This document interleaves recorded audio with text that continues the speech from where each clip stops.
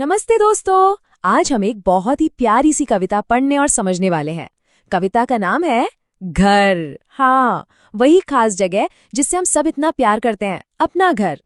तो चलिए सबसे पहले एक सवाल से शुरू करते हैं। हम सबको अपना घर इतना प्यारा क्यों लगता है ना? दुनिया में कहीं भी घूम लो, पर घर जैसी बात कहीं नहीं होती। तो ये जो कविता है ना, ये शुरू होती है एक प्यारे से सवाल से। एक बच्चा है जो अपने पापा से कुछ पूछ रहा है। तो वो क्या पूछता है? वो कहता है, पापा क्यों अच्छा लगता है अपना प्यारा प्यारा घर, घूम घाम लें, खेल खाल लें, नहीं भूलता लेकिन घर।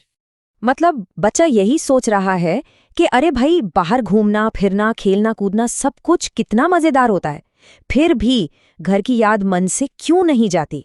सोचिए जरा, जब दोस्तों के साथ बाहर घूमते हैं, पार्क में खेलते हैं, कितना मजा आता है। सही कहा ना? चारों तरफ हंसी मजाक खेलकूद की आवाजें। लेकिन इतने मजेदार खेल के बीच में भी कहीं ना कहीं मन के एक कोने में अपने प्यारे से घर का ख्याल तो रहता ही है। ऐसा लगता है जैसे घर हमें प्यार से बुला रहा हो। तो फिर बच्चे के इस सवाल का जवाब क्या है? पता है, इसका जवाब ना कविता की अगली लाइनों में ही छुपा है। एक बहुत ही खूबसूरत जवाब कि आखिर घर में इतना प्यार और सुकून क्यों मिलता है। और मजे की बात यह है कि बच्चा खुद ही जवाब भी देता है। वो कहता है, नहीं आपको लगता पापा, है माँ की गोदी सा घर, प्यारी प्यारी ममता वाला, सुंदर सुंदर न्यारा घर। वाह, कितनी प्यारी बात कही है ना? इसका मतलब है कि घर से हमें ठीक वैसा ही आराम और प्यार मिलता है जैसा माँ की गोद में मिलता है। दुनिया की सबसे महफूज और सुकून वाली जगह। जैसे जब मम्मी पापा गले लगाते हैं तो सारी फिक्र, सारी टेंशन्स दूर हो जाती है, बिल्कुल वैसे ही हमारा घर भी हमें अपनी बाहों में भर लेता है और हमें लगता है कि हम एकदम सेफ हैं, सुरक्षित हैं। घर जो है ना, वो ममता से भरा होता है। ममता यानी वो खास वाला प्यार और देखभाल जो मम्मी पापा से मिलता है। और जब वो प्यार मिलता है ना, तो लगता है जैसे सब कुछ ठीक हो जाएगा। अच्छा, तो अब आगे बढ़ते हैं।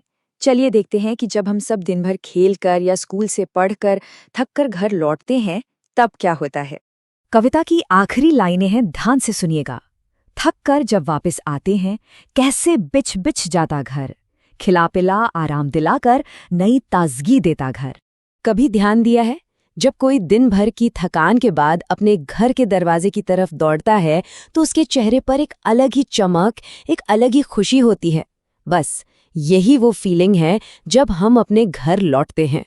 सोचिए, घर हमारी कितनी देखभाल करता है। पहले तो प्यार से खाना खिलाता है, फिर आराम करने के लिए अपनी गोद जैसी जगह देता है, और फिर अगले दिन के लिए हमें एकदम फ्रेश और ताज़ा कर देता है। तो चलिए अब उन सभी मैजिकल फीलिंग्स को, उन जादुई एहसासों को एक साथ जोड़कर देखते हैं जो किसी भी मकान को एक घर बनाते हैं। तो क्या सीखा हम सब ने? यही कि घर सिर्फ ईंट और दीवारों से बनी बिल्डिंग नहीं है। अरे नहीं, ये तो एक बहुत ही खास जगह है जो प्यार से, आराम से, सुरक्षा से, ताजगी से और ढेर सारी ममता से भरी होती है। और ये जो खुशी और सुरक्षा वाली फीलिंग है ना, ये परिवार में सबके लिए होती है, बिल्कुल इन प्यारे प्यारे छोटे जानवरों की तरह। देखिए तो जरा, कितने खुश लग रहे हैं ये सब। तो अब एक मजेदार एक्टिविटी की बारी है। क्यों ना अपनी ड्राइंग बुक निकाली जाए और उसमें अपने प्यारे से सुंदर से घर की एक तस्वीर बनाई जाए।